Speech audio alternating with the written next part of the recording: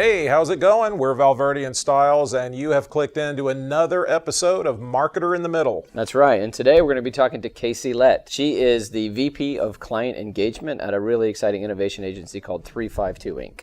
So let's see what she has to say. So welcome, Kacie. Thanks for joining us as you. our Marketer in the Middle. I know you're not technically a marketer, you're more on the business development side, but we wanted to have a chat with you because you guys are doing some really interesting things at 352, and the thing that really fascinates me is this idea of building a community around the problem that you guys are solving on a day-to-day basis. Tell me what led you to do that and sort of where that's got you now. You're exactly right. In my title, in my day-to-day, I am not the marketer in our organization, but business development today, sales, marketing, they really are one.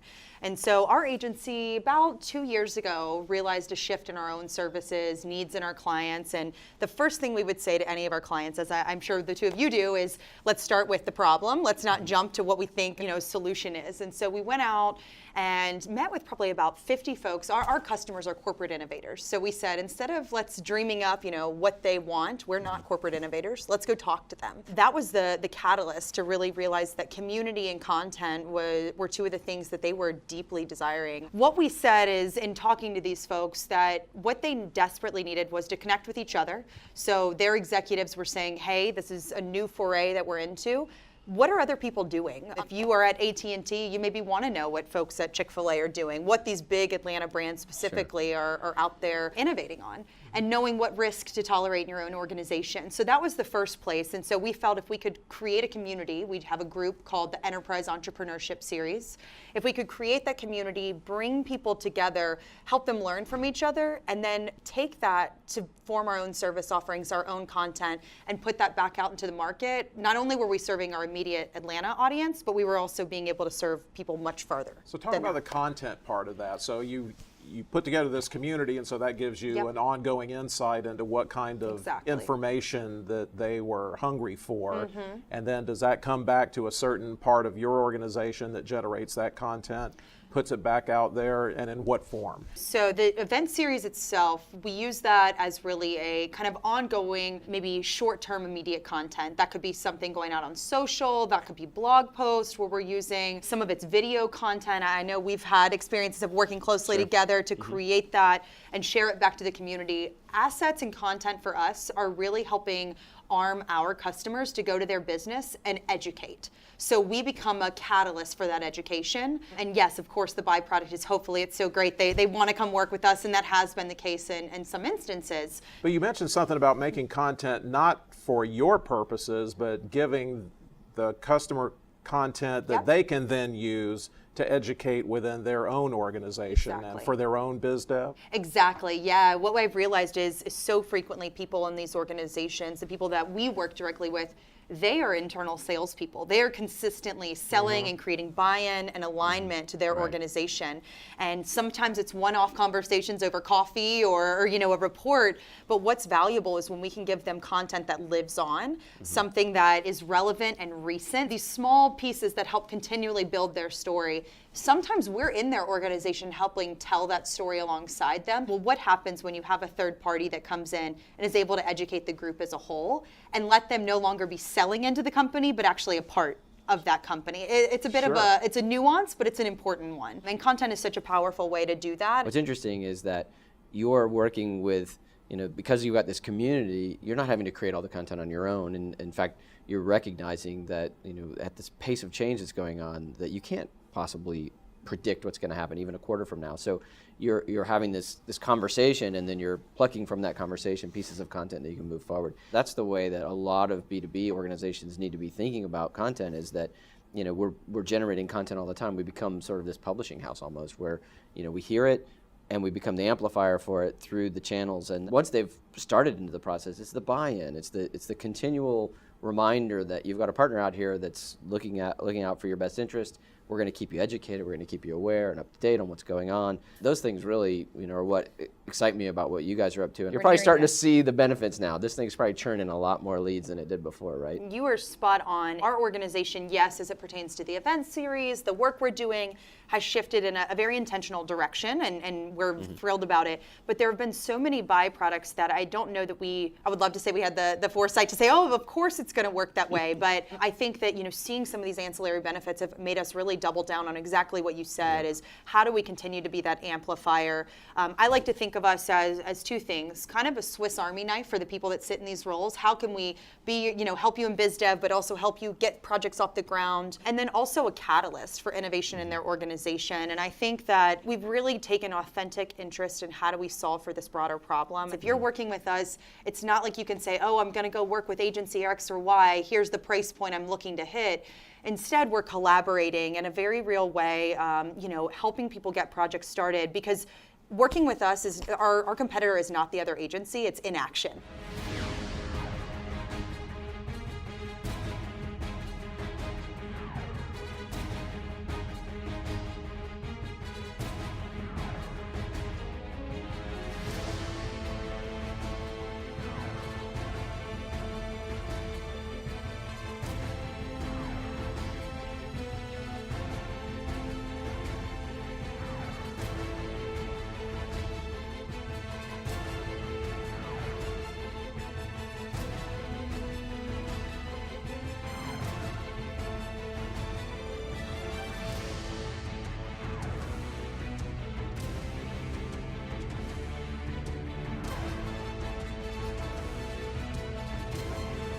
But you mentioned going in as a third party. Sometimes you're going in and kind of assessing, what their story is.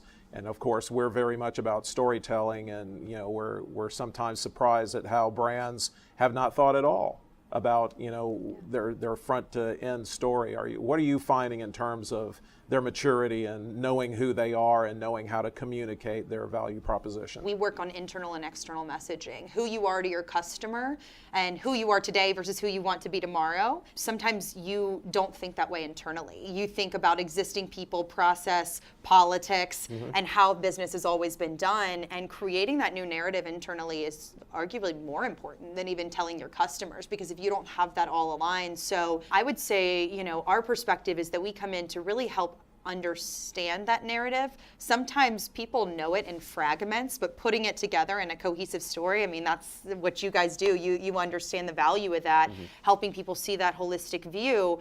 It opens up their eyes. It starts really interesting internal dialogues. Often I can say, or at least half the time, we may not be the answer to fixing that narrative, but being able to help them understand it does elevate our trust. And I think it also elevates your trust when you say, hey, we may not be the right option. Here are some other options that you need to go work with, engage with, before we're even ready for a company like ours. So you're spot on. That narrative is both internally and externally important at different levels of the organization, is also of what, you might share something at certain levels that is more distracting than beneficial. So knowing, you just as much as you manage your external messaging through channels, it's just as important to do that internally. But what's the willingness in terms of innovation around the marketing and sales teams? Have you ever met somebody that likes change, that jumps in both feet and says, yeah, this is super easy? But it feels like if they're bringing you in, there's a willingness there to innovate. And I'm just wondering, in the sales and marketing arenas, what the level of resistance versus, let's do it,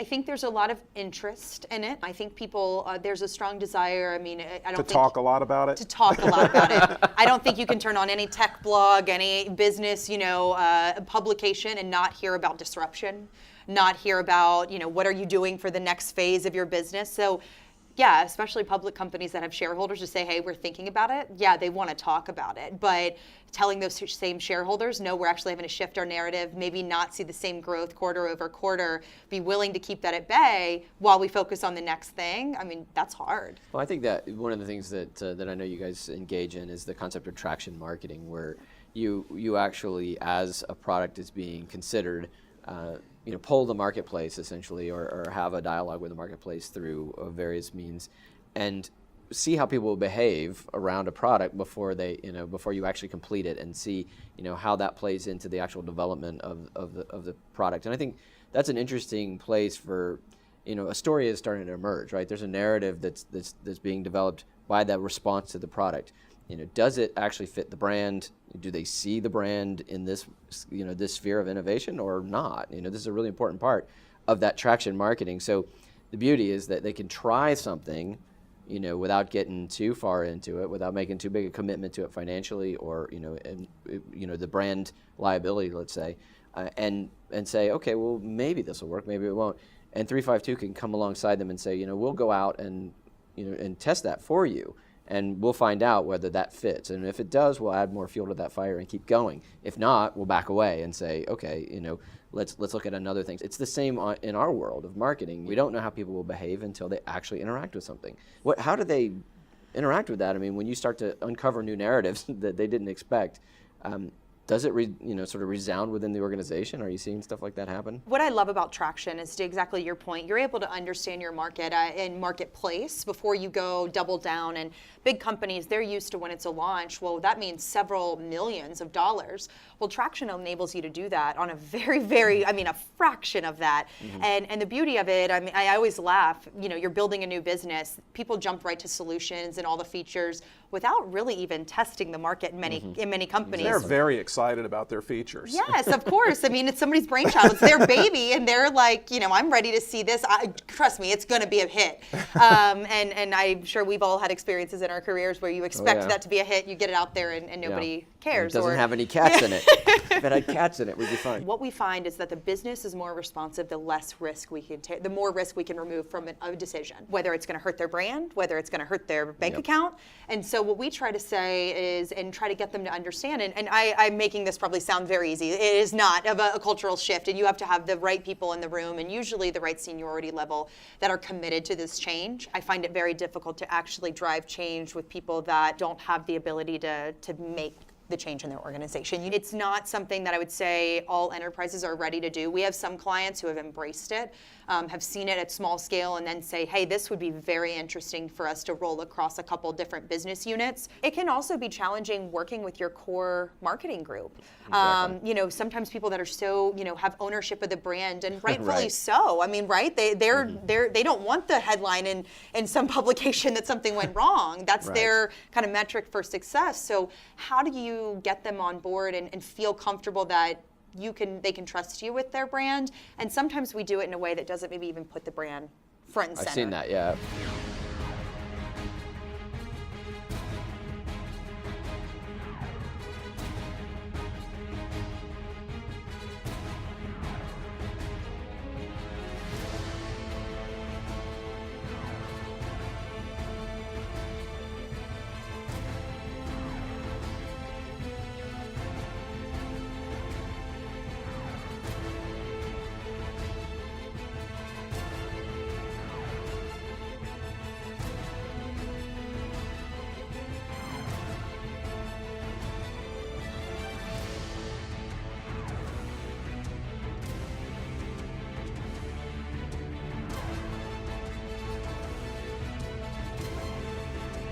I want to go back to your opening statement, which was a big one, where you said, now we see sales and marketing, business development marketing sort of joining. What would you say to your fellow business development folks out there that are having trouble, sort of living in that new reality? You guys do ABM basically. You may not call it that, but obviously you're very target on, you have a certain group of people that you can talk to, and everybody else is excluded from that conversation at this stage.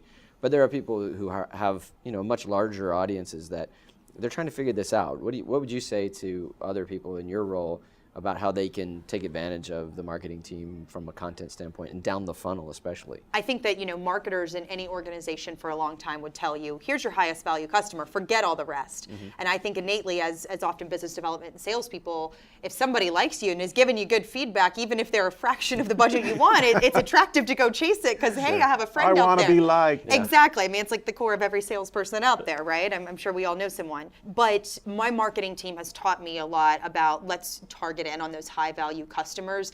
And the people that maybe aren't the right fit, they are only going to be distracting towards our mission. We were talking at the very beginning, sometimes the traditional marketing, well, I want that blog post because it's something tangible and great. Yeah, exactly. Well, what does it actually do for you?